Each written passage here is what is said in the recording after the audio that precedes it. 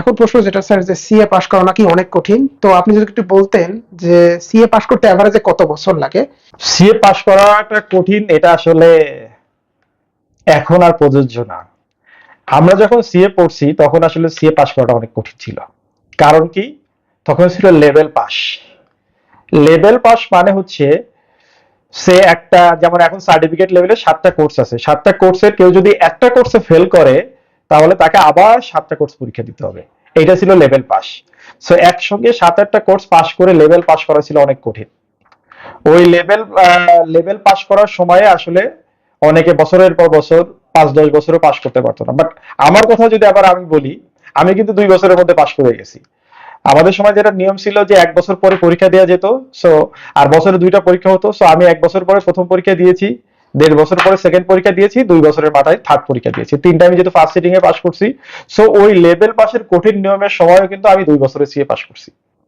আর এখন কঠিন না কেন বলছি, এখন হচ্ছে subject wise pass. Subject wise pass মানে আপনি 7টা কোর্স মনে করেন একসঙ্গে 7টায় পরীক্ষা দিলেন, আপনি 4টাতে পাস করলেন।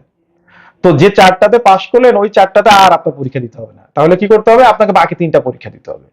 ইভেন এখন এমন সিস্টেমও করছে যে আপনি প্রথম লেভেলের কিছু স্পেসিফিক সাবজেক্টে পাস করে পরের লেভেলের 2-3টা কোর্স পরীক্ষা দিতে পারবেন। ইভেন প্রফেশনাল লেভেলেরও কিছু কোর্স পাস করে আপনি অ্যাডভান্স লেভেলে কিছু কোর্স পরীক্ষা দিতে পারবেন।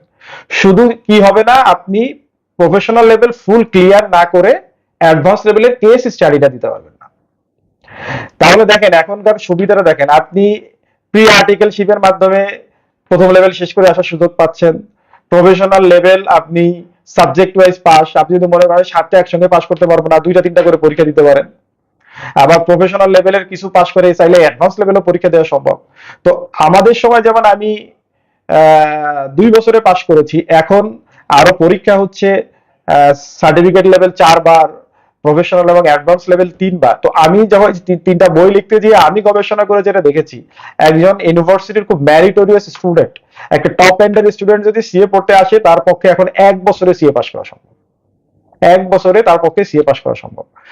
বাট আমি যদি একটু মিডিওকর বা অ্যাভারেজ স্টুডেন্টের কথা চিন্তা করি, বিশেষ করে পাবলিক প্রাইভেট ইউনিভার্সিটি যারা মোটামুটি একটু প্রথম দিকের স্টুডেন্ট, তাদের আর্টিকেলশিপ পিরিয়ডের মধ্যে সিএ পাস না করার আমি কোনো কারণই দেখি না। সো 3 বছরের মধ্যে আমি মনে করি তাদের পাস করা উচিত। আর যদি আমি আরো ব্রডার আসপেক্টে বলি, আমাদের ন্যাশনাল ইউনিভার্সিটি বা আরো অনেক জায়গা থেকে যে আমাদের যারা সিএ পড়তে আসে, আমার মনে হয় সে যদি সিরিয়াস থাকে, শুরু থেকে সিরিয়াস থাকলে আর্টিকেলশিপের মধ্যে অন্তত পক্ষে 2টা লেভেল শেষ করা সম্ভব। সো 3-4 বছরের মধ্যে আমি মনে করি যে, বা ম্যাক্সিমাম 5 বছরের মধ্যে যারা একদম অ্যাভারেজ স্টুডেন্ট তারা যদি লেগে থাকে, 5 বছরের মধ্যে আমি মনে করি সিএ পাস না করার কোনো কারণই নাই। এবং অনেকে মনে করে যে ন্যাশনাল ইউনিভার্সিটি থেকে সিএ পাস করে না। আমাদের এখন যত চার্টার্ড অ্যাকাউন্টেন্ট আছে তার কিন্তু সবচেয়ে বেশি চার্টার্ড অ্যাকাউন্টেন্টই কিন্তু ন্যাশনাল ইউনিভার্সিটির স্টুডেন্ট। ঠিক আছে? সো আমি যেটা বললাম 1 বছরেও পাস করা সম্ভব, 2-3 বছরেও পাস করা সম্ভব। আর যারা একটু অ্যাভারেজ স্টুডেন্ট, আমি মনে করি ম্যাক্সিমাম 5 বছরের মধ্যে সে যদি সিরিয়াস থাকে, ডেডিকেশন থাকে, তার সিএ পাস না করার আমি অন্তত কোনো যুক্তিসঙ্গত কারণ খুঁজে পাই না। সো আশা করছি সবাই আপনাদের মনে যে কনফিউশনটা ছিল সেটার উত্তর পেয়ে গিয়েছেন। সিএ পাশ করা আসলে অতটাও কঠিন না। এখন এখন যে প্রশ্নটা করব স্যার, আমাদের মোটামুটি প্রশ্ন শেষের দিকে।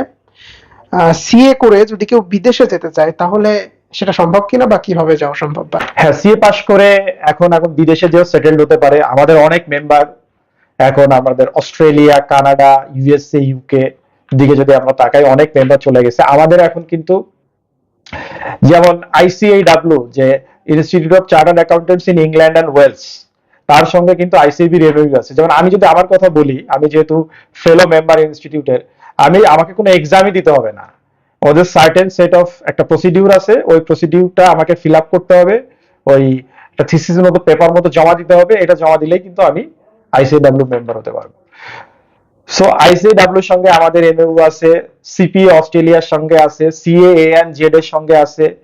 তারপরে কেউ যদি কানাডাতে যায় সিপিএ করে, আমেরিকাতে যায় সিপিএ করে, একটা সার্টেন লেভেল পর্যন্ত কিন্তু তারা এক্সামশন পাবে। সো বিভিন্ন ইনস্টিটিউটের সঙ্গে আমাদের এরকম ওয়ার্ল্ডের এমইউ আছে এবং আরো অনেক ইনস্টিটিউটের সঙ্গে এমইউ চলমান আছে। তো এই ডিগ্রি নিয়ে যে আমাকে আসলে বাইরে যে একদম কোনো প্রফেশনাল ডিগ্রি একদম এলিমেন্টারি স্টেজ থেকে পরীক্ষা দেওয়া লাগবে না। হয়তো ম্যাক্সিমাম ফাইনাল লেভেল দেওয়া লাগবে। সো ফাইনাল লেভেল দিয়েই সে ওই দেশের ডিগ্রি নিয়ে ওই দেশে ইজিলি একটা ভালো জব করতে পারবে। এবং আমাদের অনেক চার্টার্ড অ্যাকাউন্টেন্ট আছে। আরো আমাদের কি আছে, আমাদের এই যে ওভারসিজ চ্যাপ্টার আছে, আমাদের 4টা ওভারসিজ চ্যাপ্টার আছে। ওই ওভারসিজ চ্যাপ্টার গুলোর কমিটি আছে, কমিটিতে প্রেসিডেন্ট সেক্রেটারি বিভিন্ন মেম্বার আছে, তারা যারা বিদেশ যায় ওই চ্যাপ্টার গুলো তাদেরকে বিভিন্ন ভাবে হেল্প করে থাকে। সো সিএ পাশ করে যদি কেউ বাইরেও সেটেলড হতে চায়, সো তার জন্য কিন্তু ভালো সুযোগ আছে বাইরে যেও বেটার কেরিয়ার করা। Thank you sir.